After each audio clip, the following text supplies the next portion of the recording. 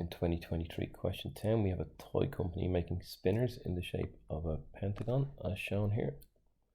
So we're going to have 5 equal angles here in the middle, and they're all 72. 5 by 72 is your 360.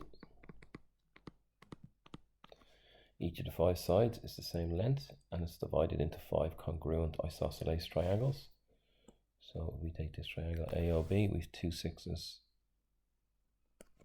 here and here, and then we have this side AB. We're asked to work out the size of the angle CBA. So let's just look where CBA is. CBA is this one here. So if we know that the angle at the top is 72, well, this one here and this one here have to be the same because they're isosceles. So 2A is equal to 180 minus 72.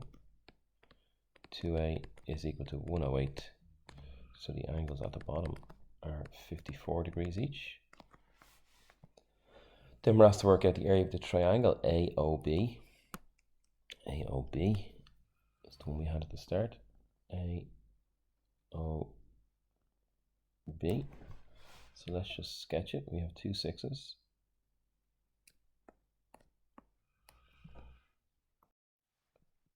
And we have an angle of 72 between the 2 sides. So if you know the formula book a lot by heart, you don't have to go to page 16 to get this formula for area trigonometry of a triangle. Half AB sine C, which is half one side, whatever it is, the 2 sides that connect the angle are the A and the B, and the sine of the angle in between, sine 72. So this is just a calculator use question. It might seem more difficult than it is. That's giving me 17.119, and is it in centimeters? I think it's in centimeters, so it'll be centimeters squared. It is. And then it says to 1 decimal place, and then it says work out the area of the pentagon. Okay, well, to 1 decimal, this is 17.1. If you multiply that by 5, you'll get 85.5 cm squared. But if you multiply 17.19 by 5, you'll get 85.59 centimeters squared. So this looks actually going to be 85.6 centimeters squared. So be careful with rounding within a question that has 2 parts. In the next part, we have the triangles in the spinner are numbered 1 to 5. The spinner is spun twice, and each number landed on is recorded. Write down a sample space to show all 25. So I'll pause the video and I'll do the sample space, but it's like the same as the 2 dice. What do the totals add up to? If we get a 1, a 2, a 3, a 4, or a 5, we get the same across the top. So 2 1s will give us a 2, a 1 and a 2, a 3, and so on. So it looks like this, and there's 10 marks out of 50 for this, so do not attempt this question even if you didn't do the other parts. And then we're asked for the max and the min, and we can see the minimum is 2. The max box, and the minimum is 2, the max is 10, and there was 5 out of 50 for this.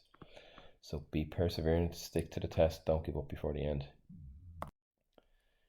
Then we're told that when it's spun, each number is equally likely. Work out the probability of getting either 4 or 5 when the 2 numbers are added. So how many 4s and 5s are there? There's 3 4s, and there are 4 5s, so there's 7 chances out of 25. 7 over 25. The probability, so we can leave it as a fraction, but as a percentage that would be 28%. If in a different spinner there's 4 different outcomes, and north, south, east, west, it looks like Jenna pays £1 or €1, and the table shows the probability of each. So expected value. So expected value is the probability by the money that you get.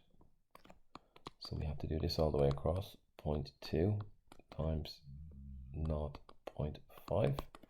Then these two, if you get 0.4 for east, you get 0, and 0.1 for west. The probability, you'll get a 5er. So this is going to be 0.3. That's going to be